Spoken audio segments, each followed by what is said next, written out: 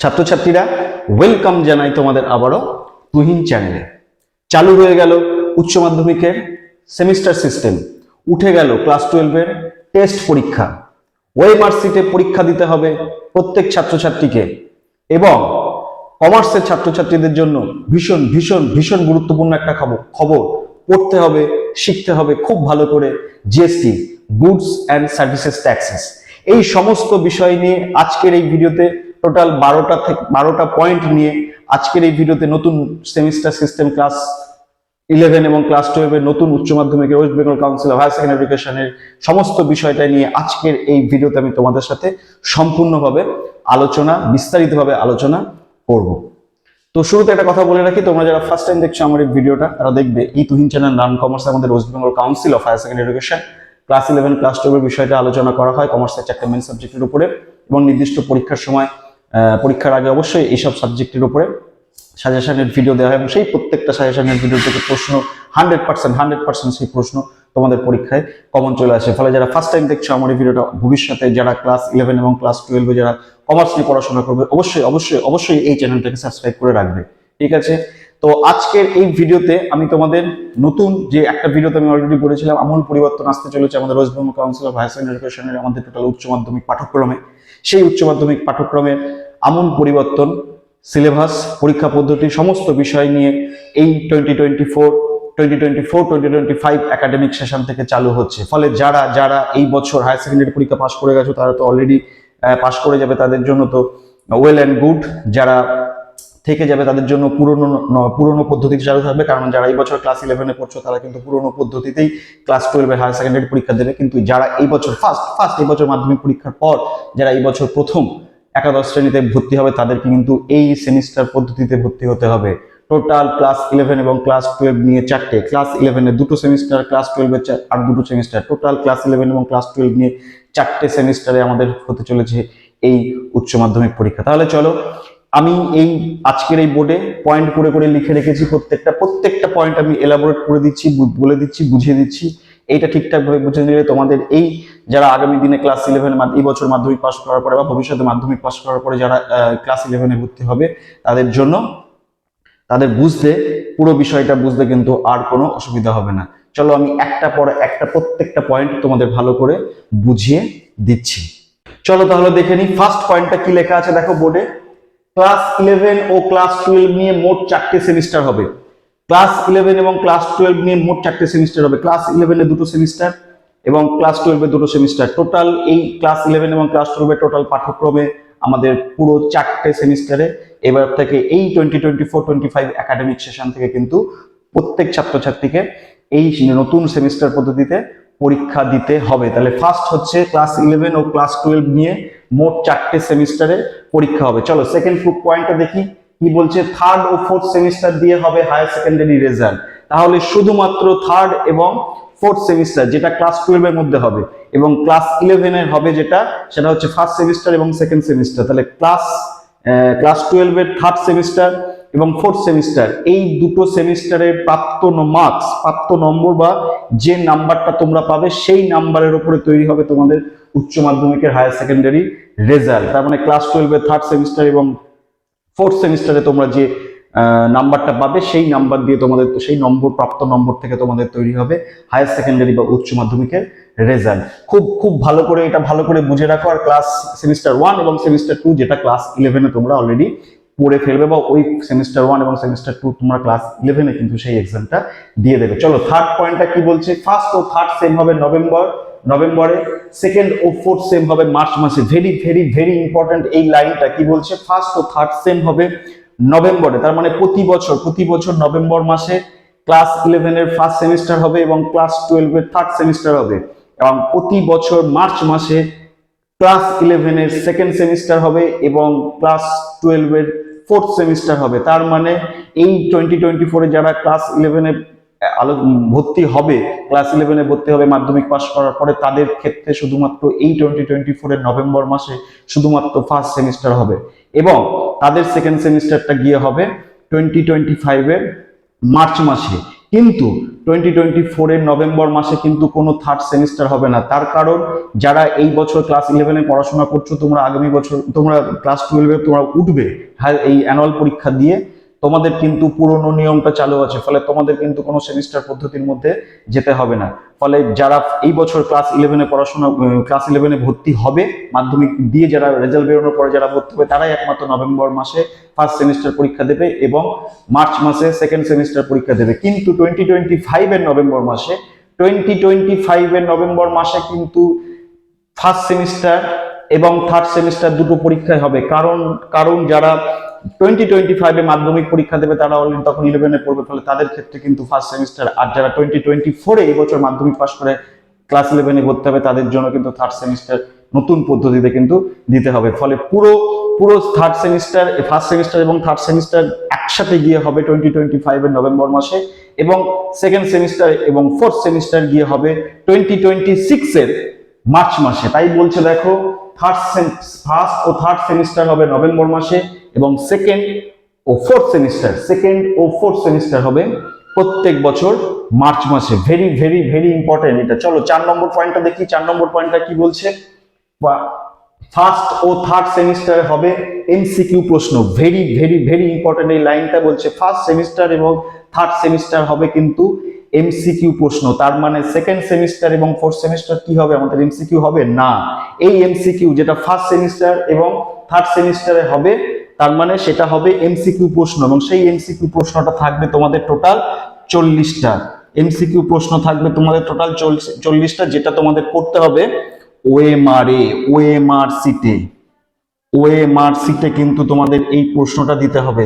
এবং এই OMR sheet আসার ফলে সেই সমস্ত ছাত্রছাত্রীদের জন্য যারা এই বছর 2024-এ মাধ্যমিক পাস করে ক্লাস 11-এর একাদশ শ্রেণীতে ভর্তি হবে, ক্লাস 11-এ ভর্তি হবে, তাদের জন্য কিন্তু ভবিষ্যতে কাউন্সিল যেটা করলো, বিশেষ করে কম্পিটিটিভ পরীক্ষা বা চাকরির পরীক্ষার জন্য বা সর্বভারতীয় পরীক্ষার ক্ষেত্রে যেটা তোমাদের এমসিকিউ ওএমআর সিটে তোমাদের পরীক্ষা দিতে হয়, সেই প্রশ্নের সেই পদ্ধতি তোমরা ক্লাস মাধ্যমিক পাস করার পর থেকে এখন থেকে তোমরা সেইভাবে সড়গড় হতে পারবে। ফলে তোমাদের ক্ষেত্রে কিন্তু খুব আমূল একটা সুন্দর একটা পদ্ধতি চলে এলো, যে তোমরা ক্লাস 11 থেকেই কিন্তু ওই পদ্ধতিতে তোমরা ওয়াকিবল হবে, তোমরা শিখতে পারবে যে কিভাবে ওএমআর সিটে তোমাদের এক্সাম দিতে হয়। ফলে ফার্স্ট সেমিস্টার এবং থার্ড সেমিস্টার হবে এমসিকিউ প্রশ্ন এবং যেটা দিতে হবে ওএমআর সিটে। চলো নেক্সট পয়েন্টটা কি বলছে দেখো।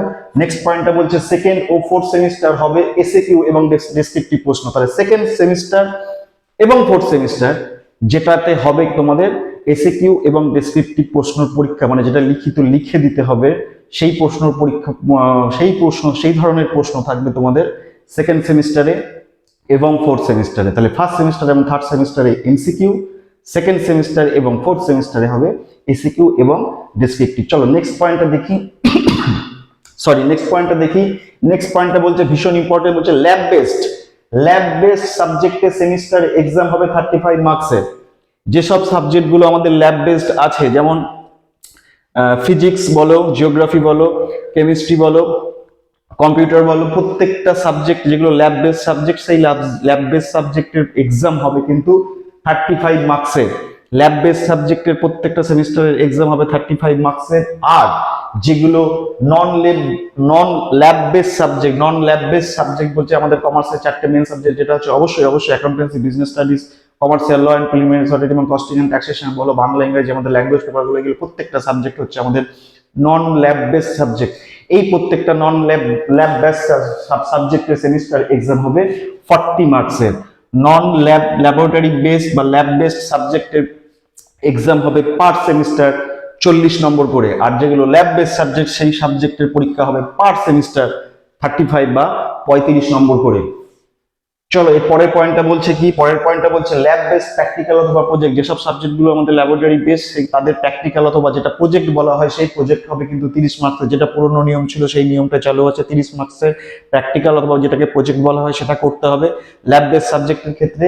আর নন ল্যাব বেসড সাবজেক্ট যেগুলো আমাদের কমার্সের মেনলি যে সমস্ত সাবজেক্টগুলো আছে, সেই নন ল্যাব বেসড সাবজেক্টের ক্ষেত্রে প্রজেক্ট যেটা করতে হবে, সেই প্রজেক্ট কিন্তু হবে 20 মার্কসের। যেটা ছিল সেটাই রয়ে গেছে, 20 মার্কসের প্রজেক্ট করতে হবে। ফলে তোমাদের টোটাল পার সাবজেক্টের নাম্বার গিয়ে যেটা দাঁড়াবে সেটা হচ্ছে 70, যেটা আমাদের ফার্স্ট সেমিস্টার এবং সেকেন্ড সেমিস্টার নিয়ে তোমাদের যেটা হবে 35 করে, ল্যাব বেস সাবজেক্টের ক্ষেত্রে 70 প্লাস, প্রজেক্ট হচ্ছে 30, এই প্র্যাকটিক্যাল হচ্ছে 30, সব মিলিয়ে সাবজেক্টের টোটাল মার্কস হচ্ছে 100।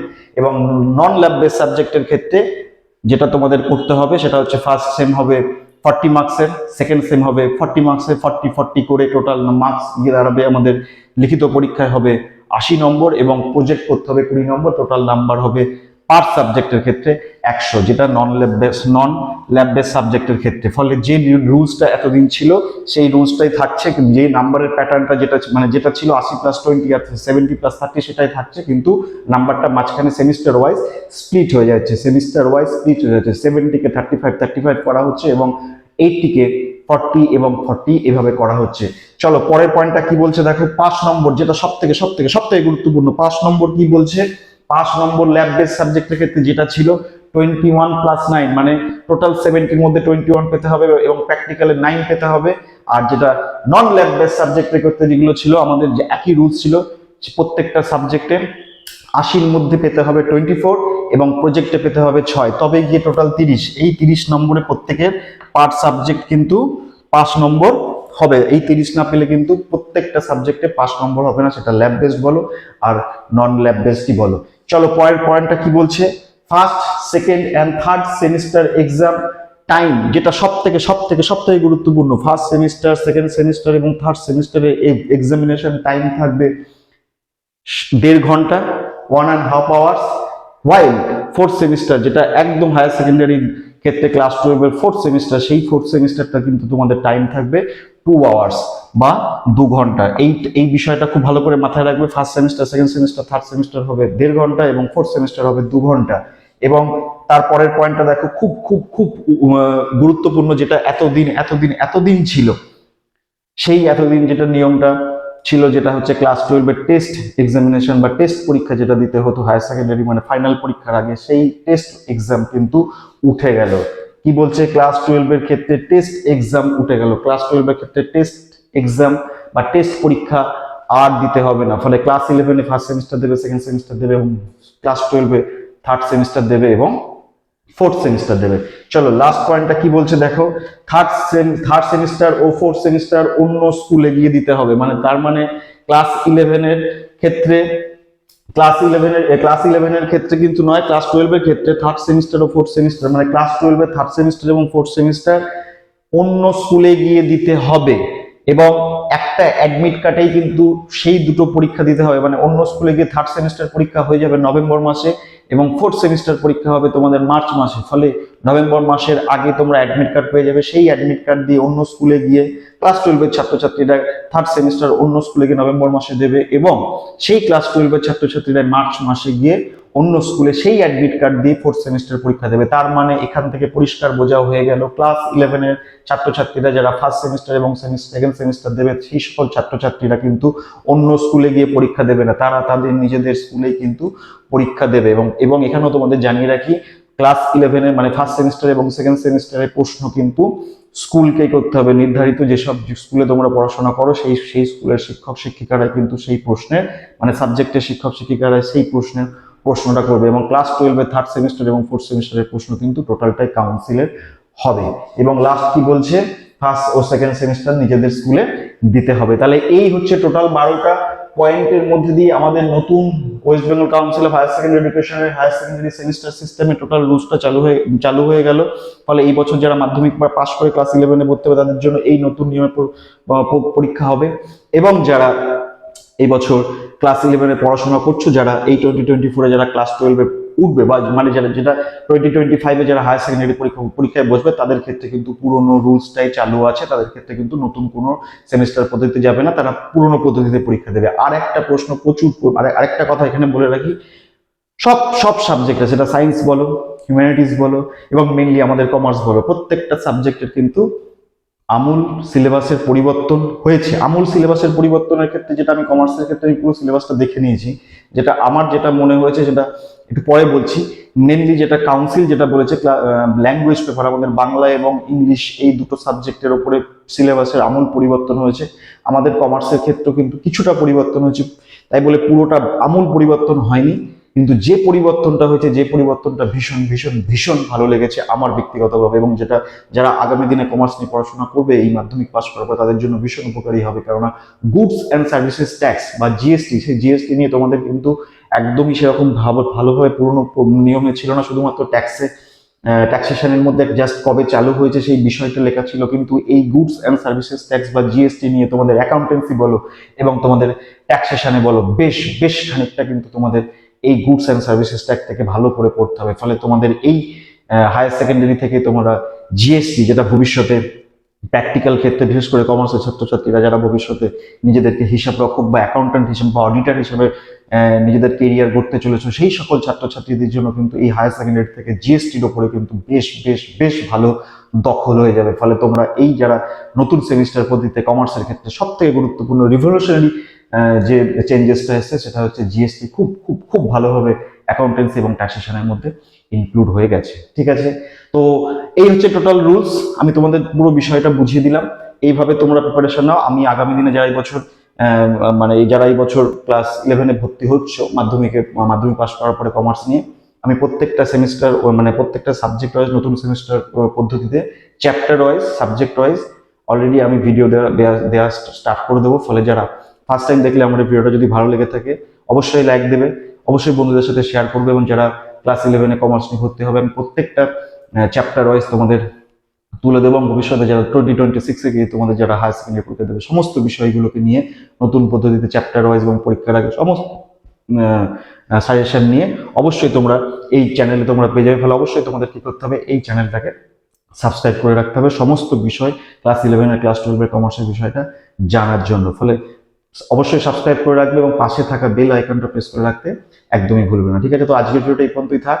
আমি খুব তাড়াতাড়ি অন্য বিষয় নিয়ে মেনলি যেটা আমি এখন এখন বিশেষ করে সেই সকল ছাত্রছাত্রীদের জন্য যারা এবছর হায়ার সেকেন্ডারি পরীক্ষা দিয়েছে বা ভবিষ্যতে হায়ার সেকেন্ডারি পরীক্ষা দেবে তাদের জন্য কমার্সের সব থেকে স্বপ্নের একটা সরকারি চাকরি, সেই স্বপ্নের সরকারি চাকরিটা নিয়ে কমার্সে খুব তাড়াতাড়ি আমি সেই বিষয়ে একটা ভিডিও খুব তাড়াতাড়ি আনবো। ফলে ঠিক আছে, ফলে তোমরা অবশ্যই আমার চ্যানেলটাকে সাবস্ক্রাইব করে রাখবে এবং কমার্স রিলেটেড সমস্ত বিষয়কে দেখলে কি করতে হবে না, অবশ্যই এই চ্যানেলের সাথে থাকতে হবে। ঠিক আছে, তো আজকের ভিডিওটা এই পর্যন্ত থাক। আমি খুব তাড়াতাড়ি সেই বিষয় নিয়ে বা অন্য বিষয় নিয়ে খুব তাড়াতাড়ি তোমাদের সাথে আবার আমার দেখা হচ্ছে।